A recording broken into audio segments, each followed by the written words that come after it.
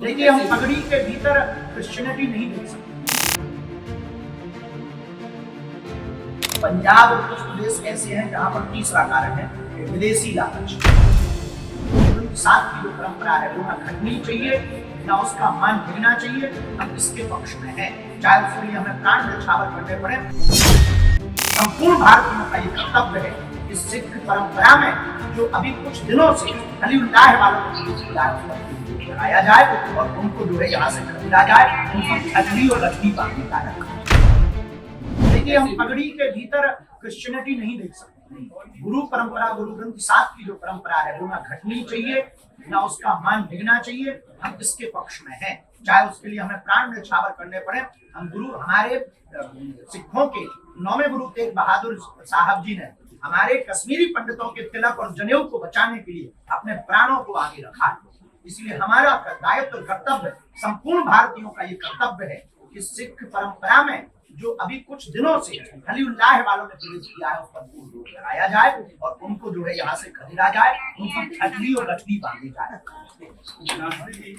एक रेडिको खेतान नामक कंपनी है, उसमें शराब का नाम त्रिकाल के नाम पर, हालांकि विरोध हुआ तो उसके बाद उन्होंने नाम चेंज कर दिया, लेकिन कर लिया तो कहने की जरूरत नहीं। लेकिन जिस तरीके से इतनी छूट रहती है हिंदुस्तान में, अलग अलग देखते हैं। देखिए, हमको कई बार बड़ी हंसी इस बात पे आती है कि हिंदुत्व में ये सबसे बड़ी दिक्कत है।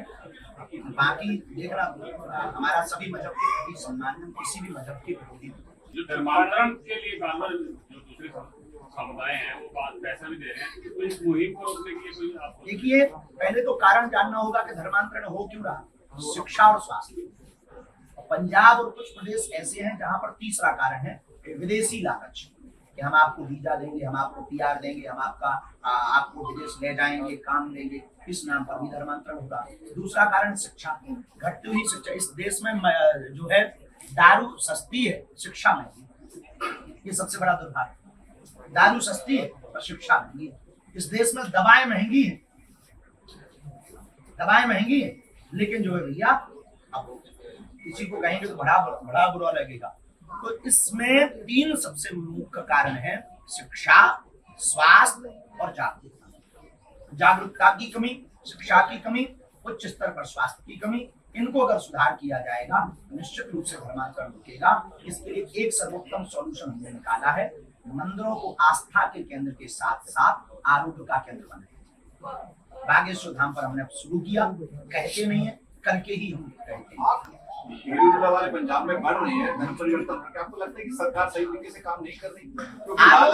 केवल आरोप सरकार पर लगाया जाना ठीक नहीं है। इसका ठीकरा उन हिंदुओं पर भी फोड़ना चाहिए जो हिंदू होकर के उनके लालच में आकर के धर्मांतरण करते हैं। कारण क्या है? आप लगातार कारण यही शिक्षा है, स्वास्थ्य है, बढ़ती बेरोजगारी है, बढ़ती मारामारी है और भुखमरी है। कहीं ना कहीं ये कारण है, तब तो वो लालच में, या फिर झूठे मूठे चमत्कार की बात। एक तो अलग की बात की आपने, और जो दूसरा एक और पहले मैंने सवाल किया था कि कट्टर जो खालिस्तान की मांग करता है उसको लेकर किस तरह से देखते हैं? देखिए, हमने अभी कोई विचार नहीं किया, कुछ किया जाएगा तो कहा जाए। भविष्य में पंजाब में, पश्चिम बंगाल में, दोनों प्रदेशों में हमारा विचार है कि हिंदू की आवश्यकता यहाँ बहुत जरूरी है, सनातन की आवश्यकता बहुत ज्यादा जरूरी है।